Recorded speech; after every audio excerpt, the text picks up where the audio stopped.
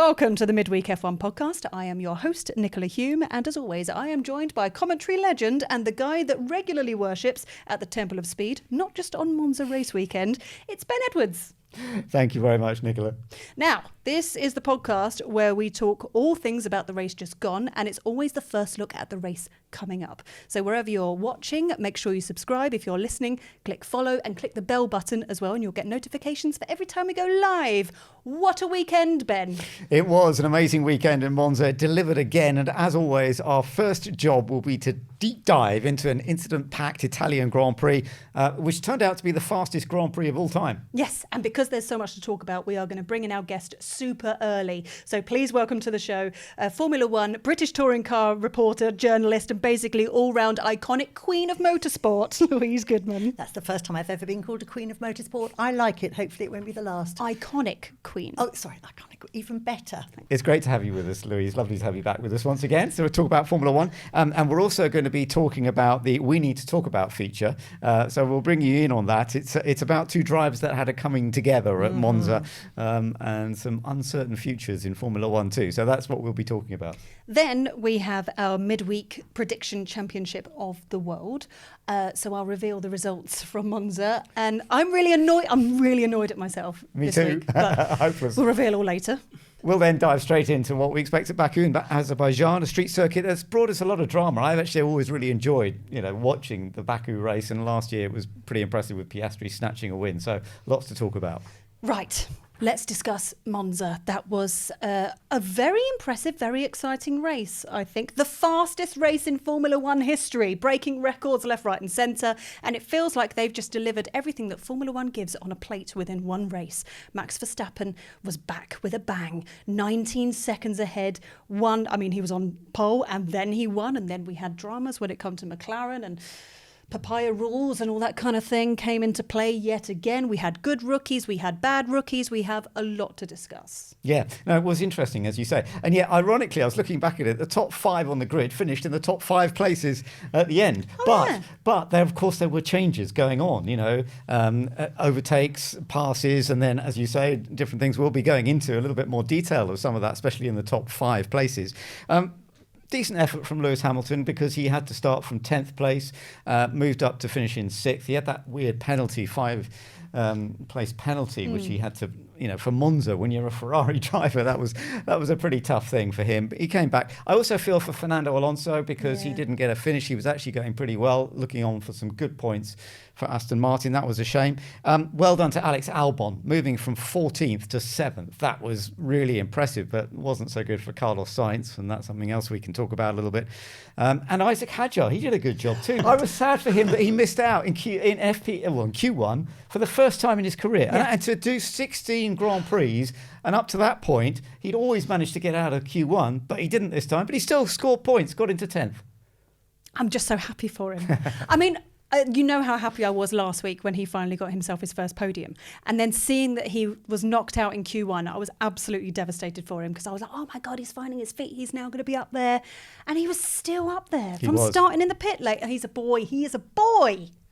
That was impressive. Very impressive. Very impressive. I can't love him enough. I really can't. Tell me you agree. I don't have as much love as you. I mean, I think he's great. I adore him. I think he's great. But no, I'm surprised at the amount of love that you have. But there we go. We all have our own loves. I didn't think I would feel like this at the start of the season. What made you fall in love with him so much? Australia. Okay. He crashed out for him. He crashed out in the formation lap, and that was a fight or flight moment for him. He came off, he cried. Lewis Hamilton's dad was there, hugged him, and he could have either completely bombed the rest of the season or come back fighting. And he's come back fighting, and he's playing everything so cool. Also, the king of social media. Right. Now, on this show, we normally have a full list from producer Jim of what to discuss. So over to you, producer Jim. OK, let's start with the first lap move from Max on Lando. Did Max squeeze Lando onto the grass, or was it just that the track narrows into turn 1? Discuss. Yeah, that's an interesting one, that, because the track does narrow, there's no doubt there. You'd think that Max would know about that. He's done enough at Monza over the years, and he did move quite quickly to the left. I wondered whether Lando kind of needed to go on the grass, but yeah, there was a moment. In fact, Lando dealt with it very well, but of course then Max just cut the chicane completely. and thankfully the team got back to him and said, you have to give this place back. And he didn't argue about it this time. He just let him go through. But of course, and I thought, well, at this point, surely that means this is definitely a McLaren win. But I was amazed at the pace that Max then had. Yeah. I mean, let's be honest. That opening section, it goes from, I mean, Crofty said it himself on Sky, it goes from 3 lanes down to 2.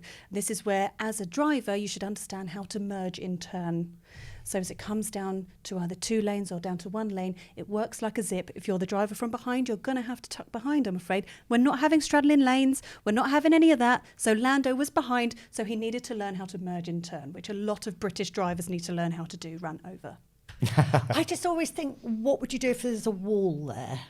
Whoa. Well, you just wouldn't drive into it, really, would you? Well, I think Max would have given him more room if there was a wall there. It's when we maybe. see them on a road, on a street circuit. So he wouldn't have just crowded him as much if there was a wall there, basically. So I'm of a view that, well, of course you're going to, you know, Max particularly is going to instinctively take any opportunity that he can, can't he? But I think he did. I think the team did the right thing, put it that way. They called it like, that was for the bit later on, maybe for the chicane scenario. But no, I just think that was a little bit. It was very Max, but I think he would not have been that persuasive if there had been a wall there. Okay, is my Fair. view. Okay, Producer Jim. Okay. Piastri versus Leclerc on those opening laps. Oscar, not afraid to risk it for a biscuit. How crucial was it to clear Leclerc as early as possible, but was it worth the risks he took championship-wise? Discuss.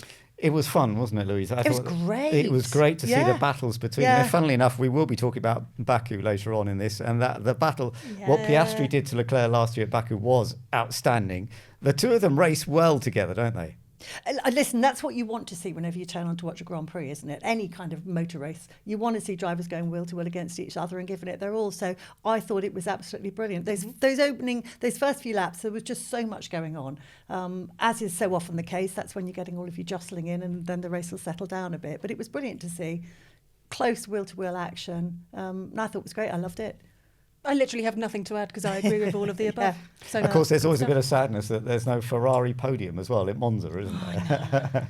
The fans out there are amazing, aren't they? Yeah, they are amazing fans, and the passion behind them was just brilliant. And I think it must have felt really special for Lewis Hamilton to be driving. Well, I was going to say I've been to Monza quite a lot in the past, and I'm really sad I wasn't there this year just to see Lewis walk in there for the first time as a Ferrari driver, because it is something really, really special. The passion that you get there. Yeah, it's amazing. And it would have been an amazing moment for him. Quite overawing, I would imagine. Producer Jim. Well, on that very subject, Hamilton, buoyed by the Tifosi, cuts his way from 10th to 6th in 7 laps. What might have been without the 5-place grid drop? Discuss. What might have been? Yeah, because he should have been starting P5. He could have been on a podium. He could have been, I think. Possibly, but the Ferrari pace in the race, once the tyres were wearing a little bit more, I didn't feel they had quite what either Red Bull or McLaren had, actually. I mean, they had good pacing in the practice sessions.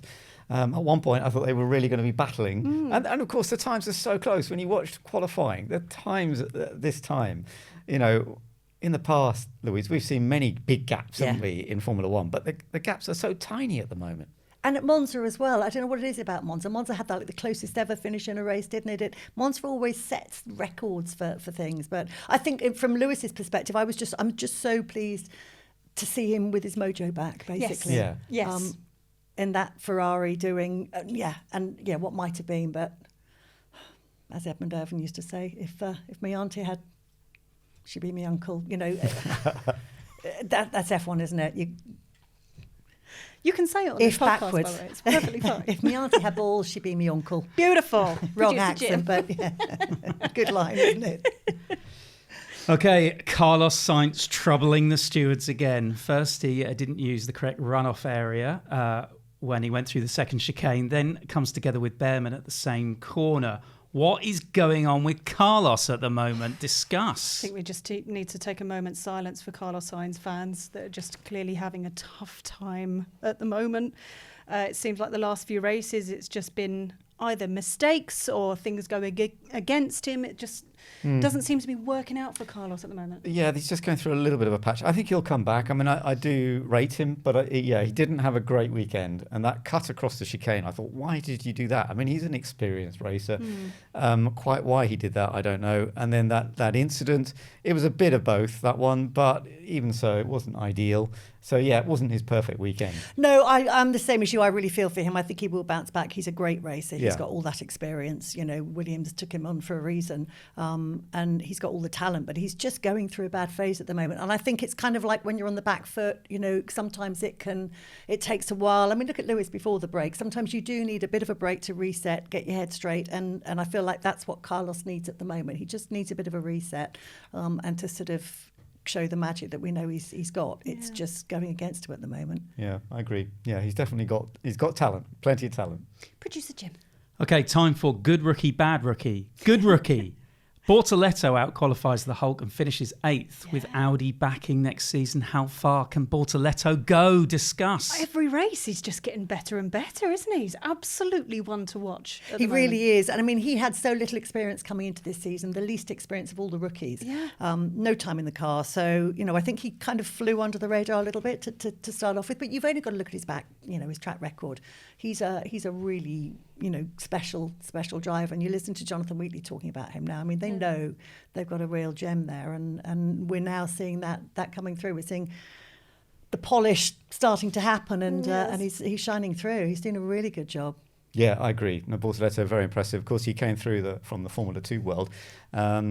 And I think it's you know what he's done. He's built it up gradually throughout the course of the year. I think it's quite fun. By the way, a different subject, but Colton Herta is going to be racing in Formula 2 next year. He's an American who races IndyCar, and he's hoping to get himself a seat with Cadillac the following year in the future.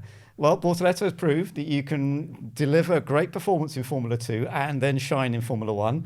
We will see whether Herta can do that. You're putting pressure on him right now. You know, but he's got and he's got a lot to learn about it. He did race in Europe actually as a youngster, but he hasn't done all of the sort of Formula 1 tracks that Formula 2 race on. But I think that's an interesting one. Smart move. Bortoletto is in a way is a good level for him to see. Right, that's what I've got to try and do myself. He can do it. We believe in him. You never know. Producer Jim. Bad rookie. Kimi Antonelli makes a shocker of a start, although a solid race, then gets himself a penalty late on. With Toto openly saying his drivers did not perform to their best, where does this leave Kimi? This is interesting, because he was pulled over for erratic driving, that's what they said. But the last I saw was he got a black and white flag for track limits, but then I didn't see what happened after that. What did I miss? I'm not sure. Is it just another track limit? I think it was probably just going too much on track limits. And they just put it down as erratic driving? Yeah, I think so. Okay. Yeah, and so he qualified 6th, finished 9th, got some points, which he hasn't actually done for a little while, but it was a bit disappointing. And Toto was very honest, wasn't he? I thought that was quite interesting, Toto saying, you know, he's just not at the level this weekend. It hasn't quite worked. Yeah, but I think, you know, he's been with that team since he was 12 years old, 11 years old. You know, he's a long-term investment. Yeah. So he is in his rookie year. I was going to say he's 12. I mean, he's not much older than 12. Do you know what I mean? He's incredibly young, and it's a lot to take on at any age, and at that young age, I think, you know, he's a long-term investment. So. He's quite secure there, and I think any driver in their rookie season has allowed a few rookie errors. Yes, but he's going to have to deliver next year. For sure. Yeah. Producer You can only Jim. get away with so much. Yeah. Okay, another strong race from Alex Albon. In all the carnage of Zandvoort, his 5th place went under the radar, but points again in Italy. Is he now the Williams team leader? Discuss. Oh, that's a good question, isn't it? Yeah, team leader. Yeah, he's doing a good job, isn't he? Can we call him? Is that too harsh to call him team leader because they're both equally as good as each other? But Carlos just seems to be having a bit of bad luck. I don't know. Yeah, I do tend to feel the same. Yeah, I think Alex is very talented. I've always thought he's very talented. I'd put them level.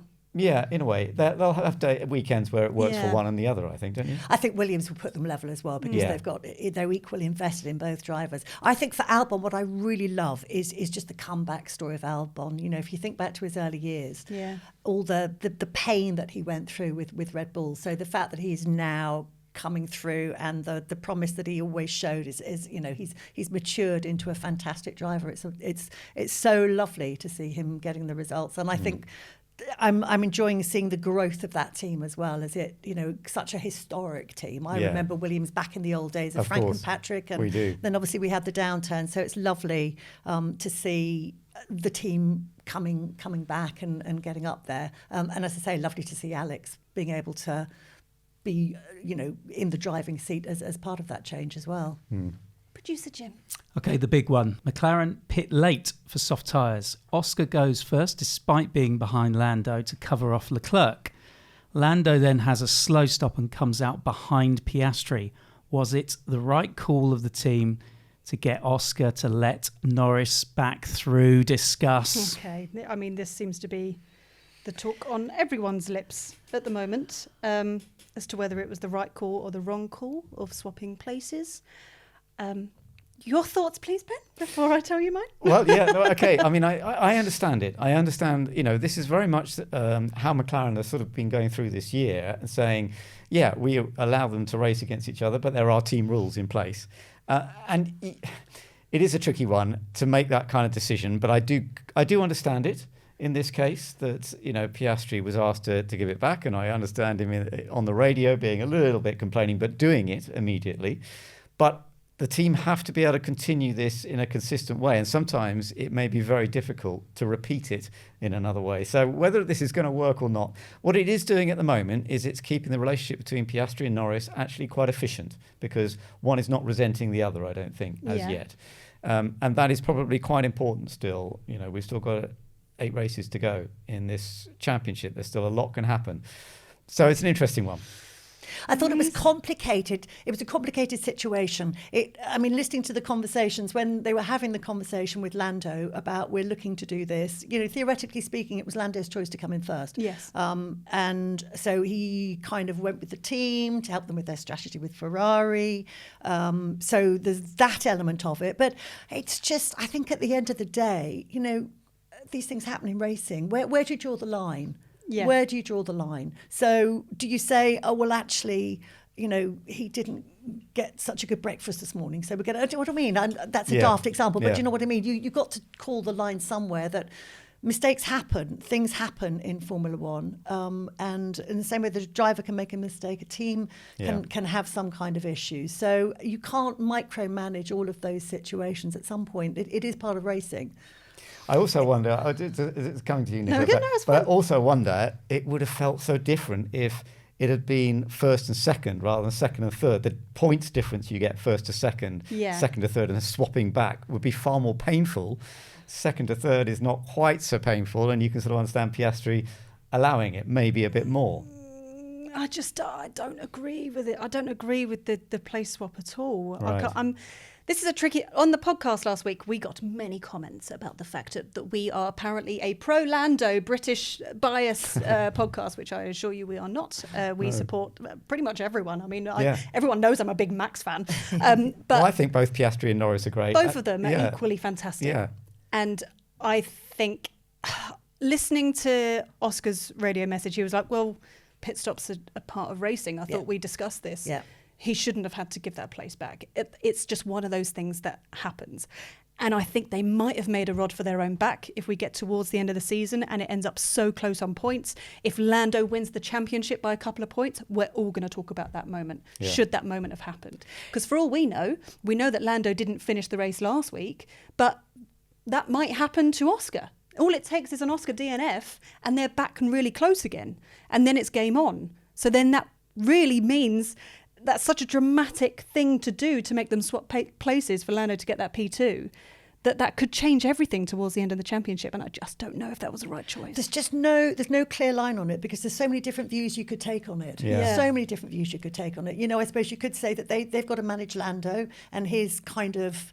attitude to the rest of the season, and he was the driver, the McLaren driver, who was on top throughout the entire weekend, and was their leading driver at a point when something totally out of his control happened that took the position away from him.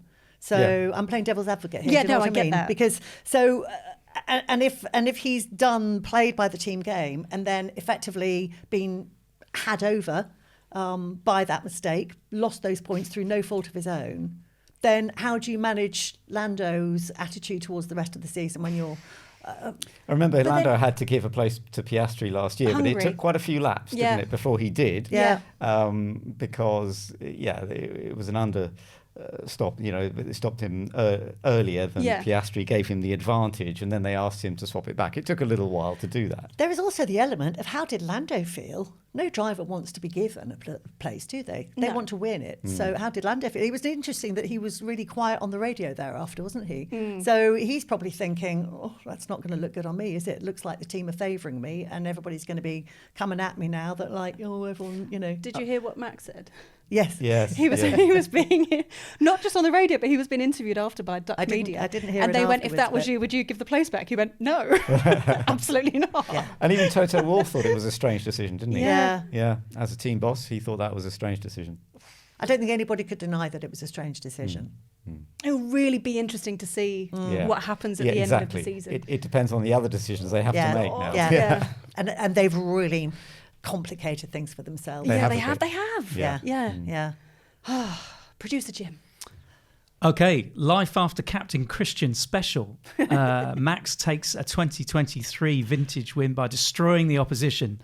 Is this the weekend Red Bull get their wings back under new management, or is it just the nature of the Monza circuit? Discuss.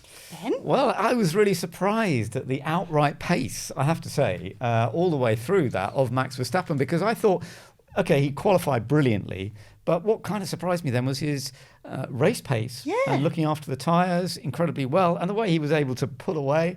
And I gather that Laurent Mekies, who is the team boss, and of course a win now that he's team boss, is working really well with the engineers and with Max. Max was reporting this, saying, the discussions I'm now having with the engineers, almost making the car better. I wonder if this is right, and whether we're actually going to see Max winning more and more races in the latter part of the season again, because they did make a few changes. He had a new floor to the car as well. Yeah. Let's see. It's very interesting. Or is it just Monza? I'm not sure. I don't know. That's the thing. I don't know, because Monza is just such a fast track. You just don't know what's going to happen in Baku next week. Indeed. If it's going to be another, wow, Max is randomly pulling one out of the bag. It's another or low if it's downforce just- track, isn't it? I mean, it's got the sort of tight street circuit nature bits, elements as well, but it's another low downforce track. So I think that will be the teller really when we get to Baku to see what the situation is. And was this just a one-off? Compounded by McLaren's strategy, waiting, as you mentioned earlier, Ben, McLaren waiting to see whether there was a safety car. Yeah. That could have played into it as well. So they kind of lost the race at that point, hadn't they? So making their later stops. Yeah. Social media roundup for this week. Oh, yes. We have to acknowledge the podium where Max Verstappen was up on his podium, and the entire crowd, bearing in mind the Italian crowd, singing the Max Verstappen song. Da, da, da, da. Max Verstappen. I'm a big fan of that song. Max is not. I remember speaking to Max last year. This was just like before Christmas last year. And I was like, how do you feel about that song? He was like, I don't like it. And then on stage at Monza this weekend, they're all singing the song in the crowd. And he was like, I am going to get PTSD from this song, because I think he's just so sick of it. You can have too much of a good thing, can't you? It's not the most tuneful little ditty to be. Catchy. I like the Yuki Tsunoda one better. Please, whenever you're ready. Go Yuki Tsunoda. Nice. Oh, Yuki Tsunoda. Love it. By the way, on social media, we are midweek F1 on all of the things. Instagram, TikTok. We're actually doing pretty well on TikTok, by the way. It seems that when we were discussing things last week, when it came down to Lando, it all kicked off. So feel free to follow us on social media wherever you are. Great stuff. Right, Louise, I want to bring you back in a bit more detail now. Your career in front of the camera, you worked for March and for Jordan teams in Formula One, midfield teams at that point. And the current midfield Constructors battle is very close between the 6th to 9th in the Constructors Championship. Just 18 points after that race in Monza. So how important is every position gain? And when you're in one of those mid-teams, how does this kind of play out for you? It's massively important. I mean, as a fan, you're always focused on who's going to win the championship, who's going to win the Constructors' Championship. Well, kind of, but mostly who's going to win the Drivers' Championship. Whereas when you work in the sport, it's just all about the Constructors' Championship, because that's where the dollars come from. You know, it's a huge amount of money hangs on every single place in the World Championship. So you're talking, you know, multiple millions of pounds. And the other huge difference when you're working for a team is chances are you are on some kind of performance-related bonus. So whether your team is finishing 5th or 6th in the championship, that's actually money going to your own back pocket as well as into the team's coffers as well. So yeah, inside a team, there's a lot of focus on where you are in the championship. Would then it depend on your job as to what kind of bonus you would get, I guess? So like if you were pit crew, you'd get a better bonus than if you were... Do you know, I don't know. I don't know how it works these days. I wouldn't have thought you could get away with that these days. I mean, it was brown paper envelopes back in my day. I worked for Eddie Jordan, remember? So.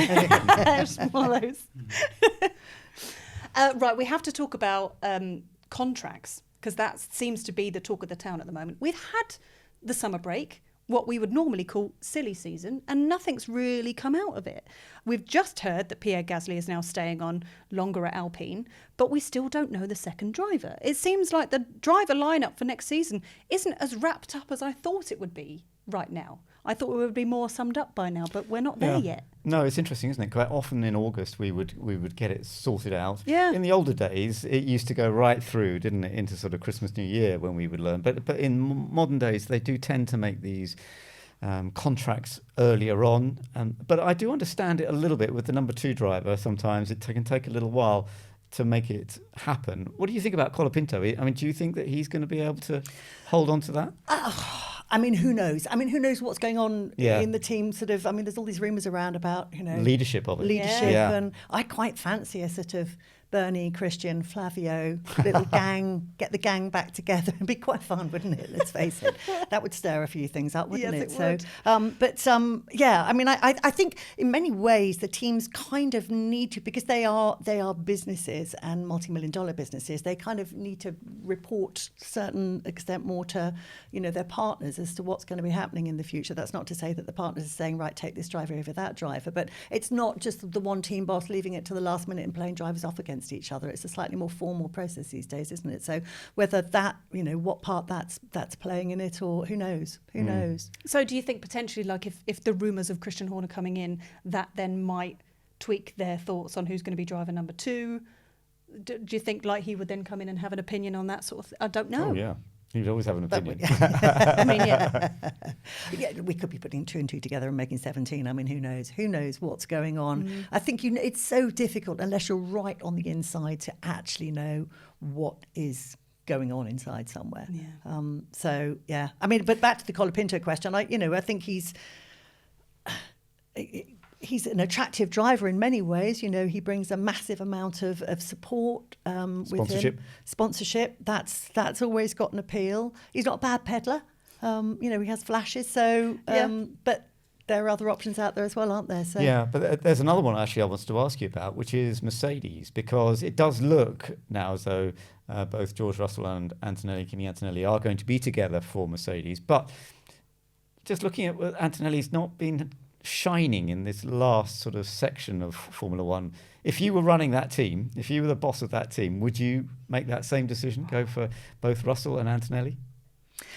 I think I probably would. Okay. I don't think I'd make a very good team boss, because I think you need to be quite ruthless. Do you know what I mean? Well, so I would think, well, Antonelli, you know, George has been doing a fantastic job, is a great driver and has matured with us. And Antonelli, we've been invested in.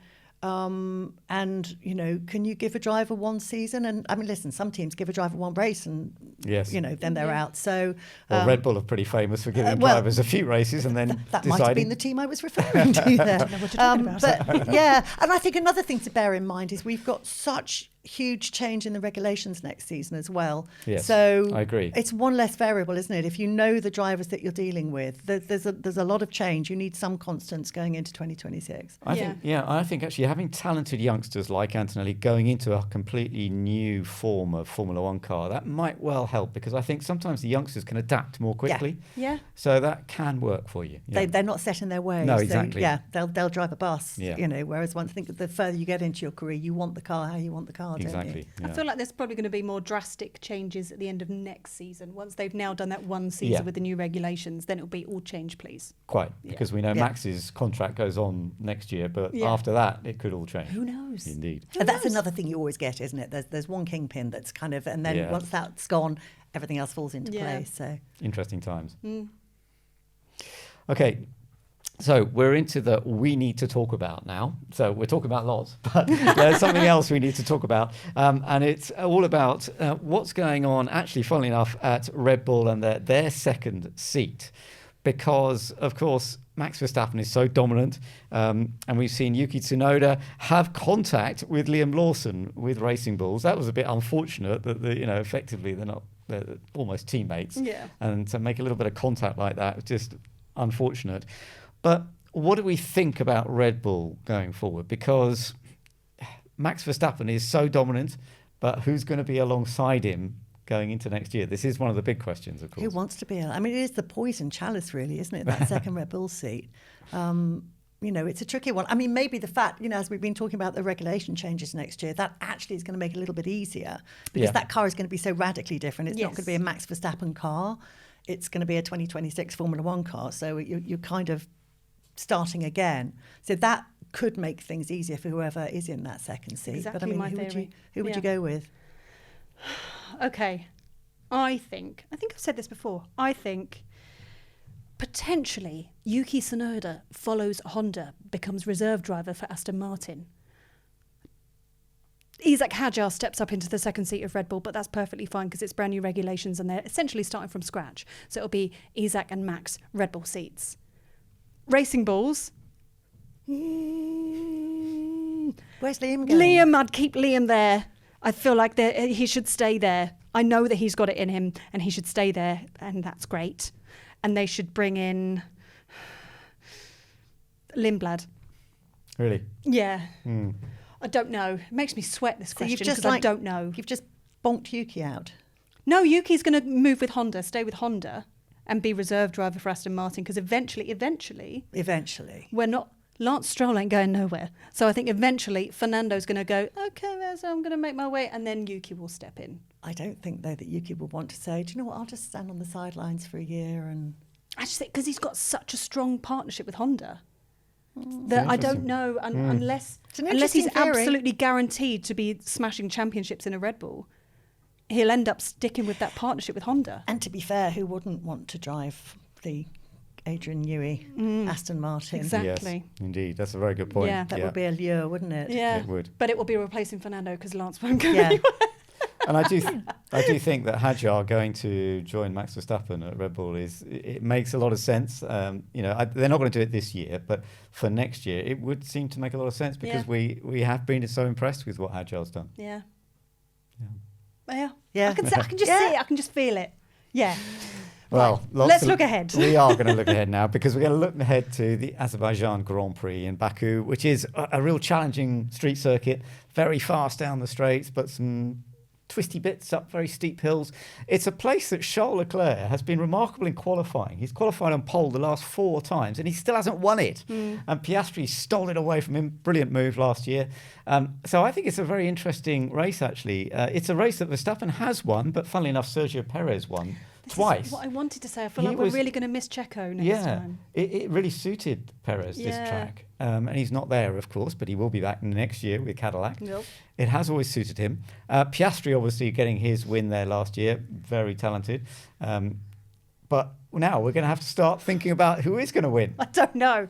It's really hard to call now, isn't it? Because it just now suddenly feels all over the place. Well, and doesn't that make it more fun, though? Yes. When you're actually looking forward to absolutely. race and thinking, and it may well be that this weekend was a flash in the pan is a bit too strong a word, but do you know what I mean? It was just circuit specific for Red Bull. Yeah. But let's hope that's not the case, and we've got a good old battle on our hands that involves more than one team. It's been great having inter-team battles, but the more cars you bring to the equation, the more exciting it gets, doesn't it? Right, well, we're going to find out your thoughts now because we have our prediction championship of the world. Now, the points... Oh, God, if I can turn this page. There we go. The points are as follows. Yes. Team Guest is in the lead at the moment with 57 points. Sorry, Jenny Team Gow Guest. got 4 points for getting Well done, Jenny. Lando right in P2. Very nice. Well played, Jenny. I got nothing. Ben got nothing. What did you go with? I went, the one time I went Oscar P1, because normally I go Max P1. The one time I didn't do it, and Max 1 is just blooming typical. I know, and I went for Leclerc. Yeah. But that didn't work either. And then producer Jim, you got 2 points for Oscar's third place. So at the moment, team guest 57, Ben 55, and myself and producer Jim on 54. Very close. It's very close. So we need P1, P2, P3 fastest lap. Oh, God, please. this is real pressure. This is a tough one. This. I think, as I mentioned to you last time, I just go with my heart every time. Good. Do And it. often that's the best thing to do. Okay, let me have a think. I should have thought of this ahead of time, shouldn't I? Baku. Who's going to win in Baku? I'm going to go. What am I going to go? I don't know. Right, pull something out here quickly, Louise. I'm going to go Oscar win. Oh. Max second, Lando third. Oh. Don't ask me why. Okay. That's just what came to me in Fastest a moment. lap? Oh, fastest lap. Lance Stroll. Love it. Absolutely love it. After a Lance late Stroll. pit. He's one of those drivers who Yeah. always does well at Baku. Yeah. There's something goes on in the race. It's a late change and he goes for the fastest lap. Okay. Sorry, team. Did I Yeah, just that's a lose good us one. the lead there? Something a bit Impressive. different. Ben. Okay, I'm very tempted to go similar, but I think I'm going to go slightly different because Leclerc, can he do it? He's on this pole 4 times. Can he actually get a win? I don't know. I'm going to put him second. I'm going to put him second. Sorry. Sorry, Charles. So, Ben said no, yeah, you can't yeah. get the Big win. build up to You probably get me wrong now, Charles, because I put you in for Monza. But yeah. Okay, so I am going to go for Piastri actually winning as well. Leclerc second, and I'm going to go for Verstappen third, and fastest lap for Norris. Okay. Oh, so you're not even going to put Lando on the podium? No, but that could just be an incident or a problem. He's not always lucky for some reason at Baku. I'm not saying he's not good. He is good, but he's not always been particularly lucky there. But it could change. He's got the talent, and the way he's developing, fantastic. The way he's come from a difficult patch, so he could easily win. Yeah. But yeah, whatever. Let's see. Okay. Right. Well, I'm going to go P1 Max because I feel like I should have done that last week. I can understand. And it's not just because I work with Red Bull. It's because I Yes. just need to stick to my guns now and keep Max at P1. Max P1, Oscar P2, P3 will go to randomly Lewis Hamilton, and I base that on absolutely nothing, just out of pure hope that he can get on a podium again. And I'm going to go fastest lap Lando. Yeah. Okay. Yeah. Jim? I'm not going much different, if I'm honest. I think the Red Bull is real. I think that's real. So I'm going Max, Love this. Oscar second, Leclerc third, because he does always tend to go well there, and Norris fastest lap, but something happens. Something happens. It's What very I interesting. should have gone Charles fastest lap, really, shouldn't I? Anyway, Oh. too late. It's too late. Can't I know, change too it now. late. No, we've got it recorded and Yeah. on camera. No, so those are the rules. dem de rules. It's going to be a fun race. It's going to be an interesting race to see, and we could all be completely wrong once again with our top 3. Yeah. We shall see how it all works. But of course, we will then be able to talk about it, study it, look into it, and that will be our next midweek podcast. Yeah, so make sure you subscribe wherever if you're watching on YouTube. If you're listening, then click follow. But before we wrap up, as is tradition on this show, we would like a story or a fun fact, please, from you, Louise. Whatever you've got.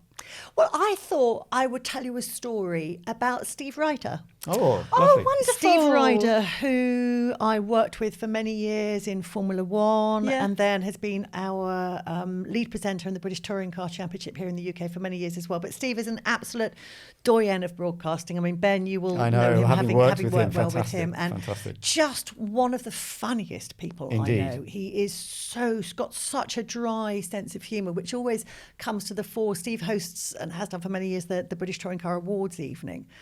But he does a kind of 10, 15-minute spot at the Stand-up top of the set. show. Honestly, I took a friend of mine along one year, and she said, I would pay to watch that as stand-up. Really? He is just so blindingly funny, really quick, really sharp, but really deadpan.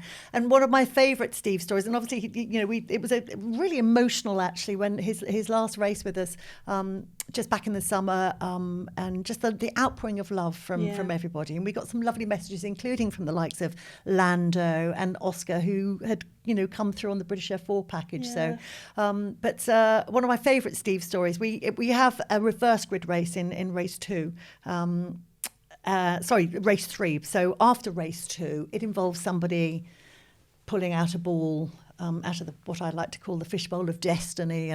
But Steve always it was never his favourite moment of the show. And we used to have a different guest in doing the reverse grid draw, and we now use a driver. But we asked Alan Gow to do it. And Alan Gow, being somewhat mischievous, decided he'd actually throw Steve in. So Steve's there with his clipboard and his microphone, and Alan Gow says to him, "No, why don't you do and we're live on air." So Steve has to fumble with his microphone, and, Mr. Gow is just giggling away to himself, thinking, I've really got you. So Steve, does it and reads out the numbers and goes through the grid, and off we go to reverse to an ad break. At which point Steve turned around to me and said, after this slightly embarrassing moment, turned around to me and said, "I used to present the Olympics, which I just thought was so absolutely Steve. Great guy to work with, and now I'm pulling balls in an embarrassing fashion, with a clipboard under one arm and a microphone under the other, and how the mighty have fallen. I do have to say, it's been really lovely seeing the universal love, everyone coming together for Steve for his retirement. Yeah, and it's also really lovely to see Nikki Shields doing a cracking job, absolutely smashing it. It's great having her on the team. She's fitted right in. Love that. That's really great. Really great. Yes. Thank you very much for joining us, Louise. Thank you for having me back. Wonderful as always. Let's see if you've absolutely ruined the championship of the world for the team. Sorry, team. Well, we'll find out. I did say I'm rubbish at it. We'll find out. With the next one, we'll be talking about Azerbaijan, but then also, don't forget, we'll be looking forward to Singapore. That's the one we'll be looking beyond that. So plenty to think about. Yeah, we'll see you next time.